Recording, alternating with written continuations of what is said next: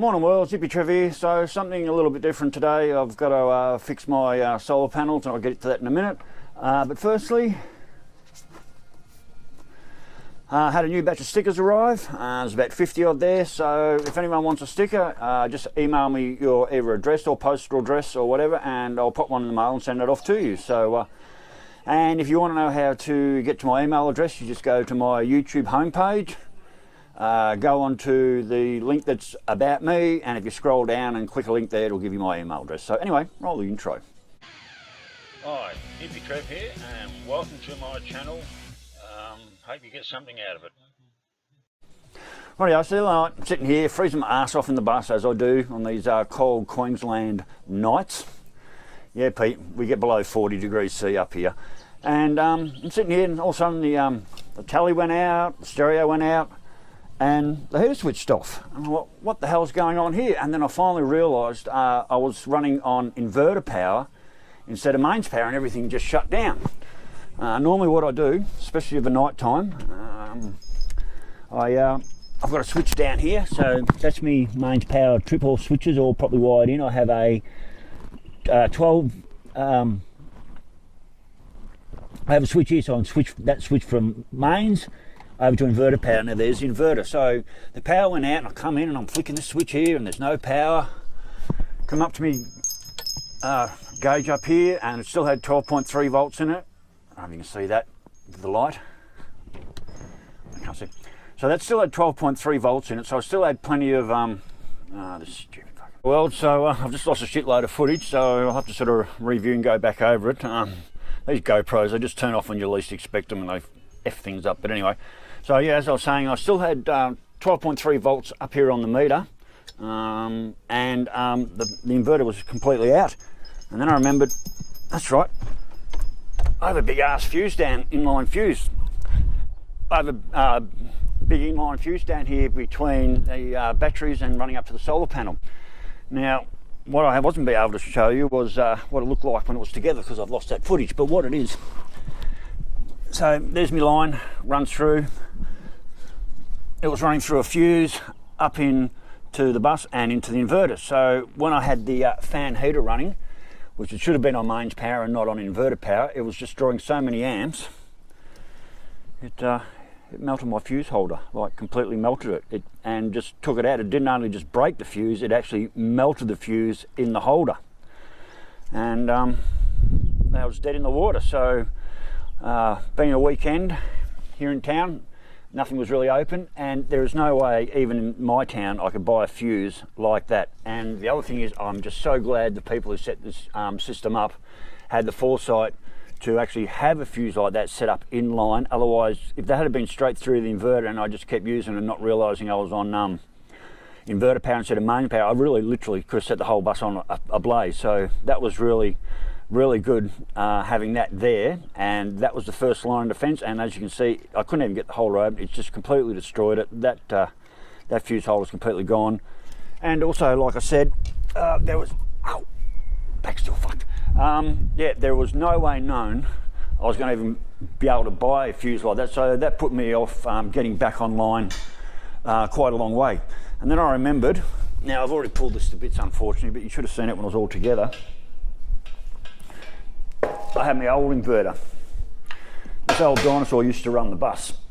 Oh God, whatever's in that weighs a ton. Could be $100 worth of copper in there. And it had a big safety switch on it, which I'll show you in a minute. And I realised, okay, if that trip switch is in good order, then I can take out basically I can just take out that melted fuse, drop in that circuit breaker switch, and everything will be good. And basically that's the continuation of this video. Somehow I lost all the footage between walking in the bus and showing you the fuse holder melted for the first time, and then back to when I was actually fixing it. So anyway, world, back to the job. Okay, world, so I think I just messed it up. So, okay, what I want to do first is I want to check this to make sure it works, and to do that I set my multimeter to continuity setting. So what that means is when you join these together, you have the continuous things and it makes a buzzing sound. So what I should be able to do here is put one here, and it should buzz. we've got no buzz. So maybe this circuit breaker switch is the reason this inverter stopped working. I'm not sure what's going on. I need to get this off the circuit board and see if I can get a continuance of stream going through for off and on, and work out if I can make this or use this as a joiner for that blown fuse line. Anyway, I'll get back to you when I got off the board, and I'm pretty sure this switch does actually work. So rightio worlds, back to you later. Okay, so I've got it off the board. What I've done is I've put wires in each end just to make it a bit easier for me. Switch is in the on position. Get the other end of me multimeter here when I can find it. There we go. Touch it on the other end here. We have a signal, meaning there's current going through. Flip the switch to the off position and we have no signal. So this, what I'm going to do, I'm going to use this switch and replace it as a circuit breaker. I'm just looking on the side of the thing here. It's not telling me amps, how many amps this will shut off at. Okay, doesn't matter. All we know is, what we do know is that actually works, and now I can put this in between that line and have a circuit breaker switch to get myself back online using my solar panel. So rightio worlds, catch you back out at the bus.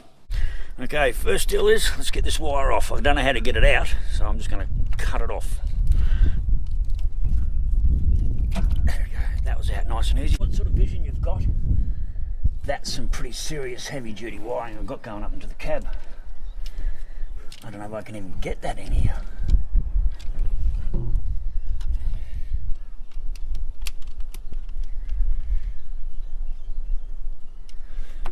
Right, let's see if we can get that in there. Ooh, messy. I want to get that all in. I don't want any stragglers floating around that could arc up against the bus. That would not be good. Let's see if we can get that in there. Right, give her a twist. Not the most ideal. What I should probably really do is have heat shrink on there.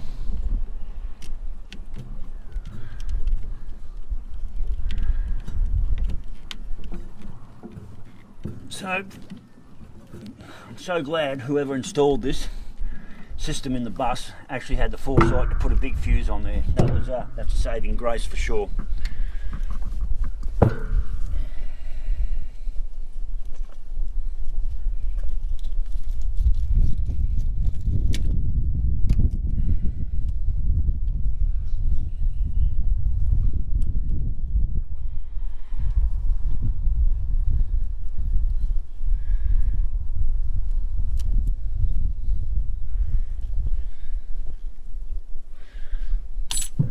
Okay, let's see if we can get this in without any dramas. Better undo it. It should be mounted on the framework, I know. But anyway, this is a quick and on-the-spot emergency fix to get me back online as far as solar power and inverter power. Rightio.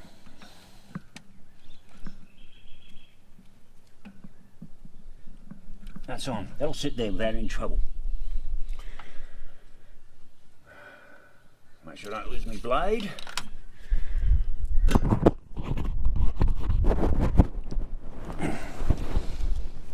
Okay, so that should be in the off position. The first thing I want to do is just go and flick my inverter quickly on and make sure it is in the off position.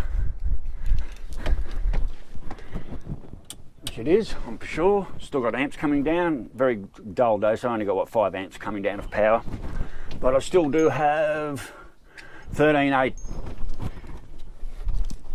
Still have 13.8 volts in battery storage.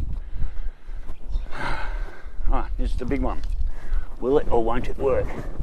Let's flick the switch on. Hopefully, it'll give me power back up into my inverter.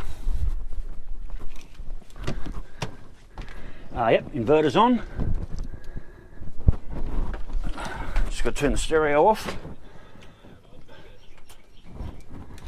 I find it's always better just to flick the stereo off before I click over to 12 volt power. So now we click over to, where's my switch? There we are. As of now, we are now running on inverter power and solar and batteries. Stereo on. Yep, comes on.